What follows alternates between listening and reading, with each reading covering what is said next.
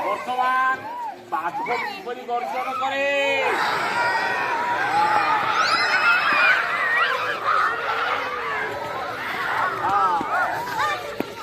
বাঘ আচ্ছা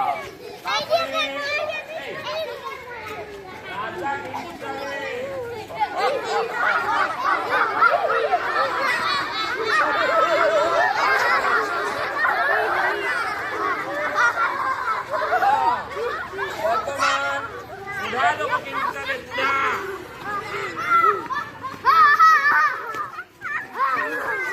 বুড়া লোক এই বুড়া লোক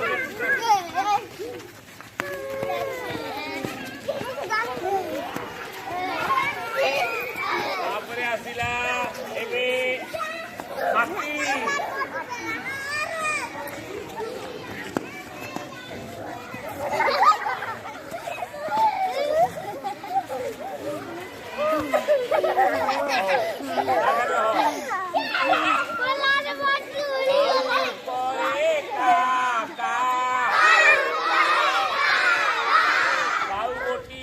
ଖରା କାଳେ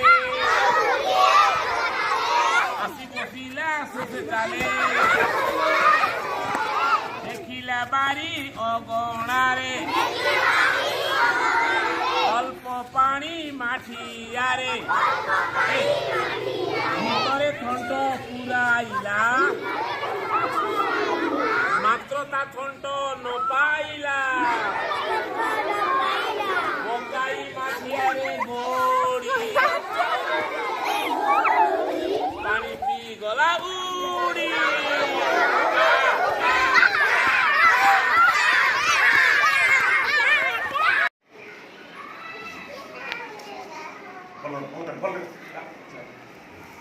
ପିଲାମାନେ ଗପ ଶୁଣିବାକୁ ଭଲ ଲାଗେ ଆଜି ଗୋଟେ ଗପ ଶୁଣିବା ଆଜି ମାଙ୍କଡ ଆଉ କୁମ୍ଭୀରର ଗୋଟେ ଗପ ଶୁଣିବା ଦେଖ ଏଇଟା ଗୋଟେ ମାଙ୍କଡ ହେଲା ସେ ଗଛ ଉପରେ ରହେ ମାଙ୍କଡ କୋଉଠି ରହେ ମାଙ୍କଡ ଗଛ ଉପରେ ରହେ ଗୋଟେ ନଦୀ ଥିଲା ନଦୀ ବହି ଯାଉଥିଲା ତା ପାଖରେ এই গছরে মাଙ୍କড় ଅଛି ସେ ନଦୀ ଭିତରେ କୁମ୍ଭୀର ଅଛି ହେଲା ସେ ନଦୀ ଭିତରେ ଗୋଟେ କୁମ୍ଭୀର ଅଛି ମାଙ୍କଡ ଆଉ କୁମ୍ଭୀର ପ୍ରତିଦିନ ଦେଖା ଦେଖି ହୁଅନ୍ତି ମାଙ୍କଡ କହିଲା ମାଙ୍କଡ ଏବଂ କୁମ୍ଭୀର ସାଙ୍ଗ ହେଇଗଲେ ସଂଗାତ ବସିଲେ ସଂଗାତ ତ ସେଇ ଜାମୁକୋଳି ଗଛରେ ମାଙ୍କଡ ରହୁଥାଏ କୁମ୍ଭୀର କହିଲା ସାଙ୍ଗ ମତେ ଜାମୁକୋଳି ଦୁଇଟା ଦିଅ ମାଙ୍କଡ କହିଲା ହଁ ସଂଗାତ ମୁଁ ତମକୁ ଜାମୁକୋଳି ଦୁଇଟା ଦଉଛି ଗଛରୁ ଦୁଇଟା ତୋଳି କରି ନଦୀ ଭିତରେ ପକେଇଦେଲା କୁମ୍ଭୀର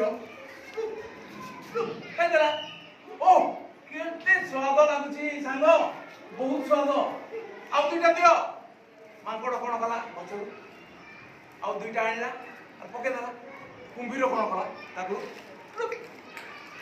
ଖାଇଦେଲା ଆଉ ସ୍ୱାଦ ଲାଗିଲା ଆରେ ବହୁତ ସ୍ୱାଦ ସାଙ୍ଗ ତାପରେ ତମେ କେତୋଟି ଜାମୁକୋଳି ମତେ ଦିଅ ମୁଁ ତାକୁ ନେଇକି ଆମ ଘରକୁ ଯିବି ସେଇଠି ମୋ ସ୍ତ୍ରୀ ଅଛନ୍ତି ଛୁଆ ପିଲା ଅଛନ୍ତି ସମସ୍ତେ ଖାଇବା ତାପରେ କେତୋଟି ଜାମୁକୋଳି ଦେଲେ ମାଙ୍କଡ ଦେଇଦେଲା ଏବଂ କୁମ୍ଭୀର ତାକୁ ଧରିଲା ଏବଂ ଧୀରେ ଧୀରେ ଧୀରେ ଧୀରେ ଧୀରେ ଧୀରେ କୋଉଠି ଗଲା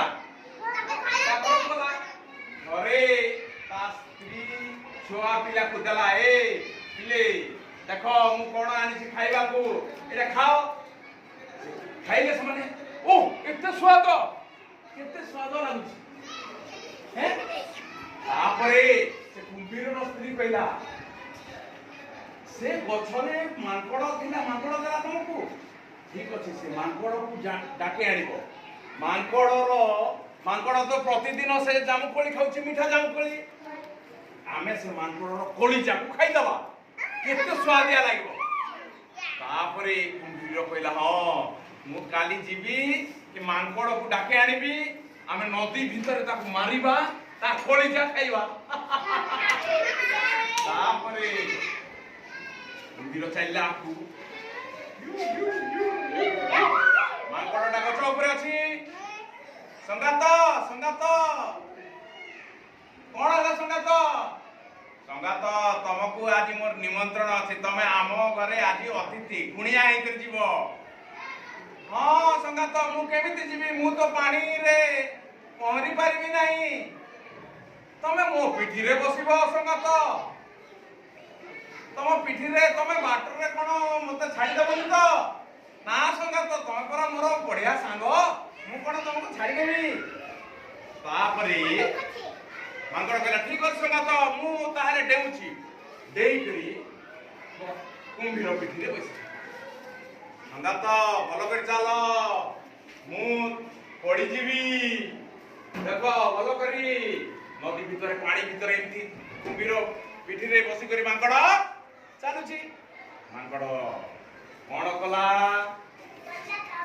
ଯେତେବେଳେ ମଝି ନଈ ହେଇଛି କୁମ୍ଭୀର କହୁଛି ଏ ସାଙ୍ଗ ମୁଁ ଆଉ ଆଗକୁ ଯାଇପାରିବି ନାହିଁ।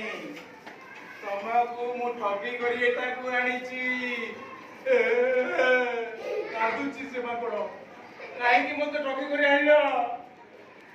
ମୁଁ ତୁମର କଲିଜା ଖାଇବି। କଲିଜା ଖାଇବ ସାଙ୍ଗ? ଠିକ ଅଛି ତାହେଲେ ମତେ ମଝି ନଈକୁ କାହିଁକି ଆଣିଲ?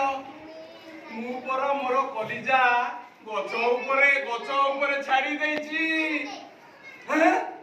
ତମ କଲିଜାକୁ ଗଛ ଉପରେ ଛାଡି ଦେଇଛ? ହଁ ସାଙ୍ଗ ମୁଁ ମୋର କଲିଜାକୁ ଗଛ ଉପରେ ଛାଡି ଦେଇଛି। ଠିକ ଅଛି ତାହେଲେ ଫେରି ଯିବା ଶୀଘ୍ର ଆଣିବା। ହଁ ମୋ ସ୍ତ୍ରୀ ପରା କହୁଥିଲା ତମ କଲିଜା ଭାରି ସୁଆଦିଆ ହେଇଥିବ। ଚାଲ ଯିବା। ପୁଣି ଥରେ ସେମାନେ ଗଛ ପାଖକୁ ଗଲେ। ଗଛ ପାଖ ଗଲା ପରେ ପାଖକୁ ଆସିଲା ମାଙ୍କଡଟା ବହୁତ କିନା ଯାଇକରି ଗଛ ଉପରେ ବସିଗଲା ଆଉ କହିଲା ସାଙ୍ଗ ଜଲ୍ଦି ତମର କଲିଜା ଧରିକରି ଆଣ। ରେ ମୂର୍ଖ